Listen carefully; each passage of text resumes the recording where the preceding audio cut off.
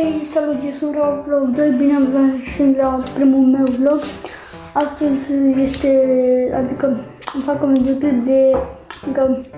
este primul meu vlog, apăsați pe like și pe subscribe. Este primul meu vlog, mai aveam un canal de YouTube, dar ăla a fost blocat. Mă numeam Rau Vlog 2, toți cu așa, Rau Vlog 2 și acolo mi l-a blocat cineva contul și aveam 1830 de ceva de abonați, 1000, aveam 1000. La acest video, la acest canal am 0 abonați, 0.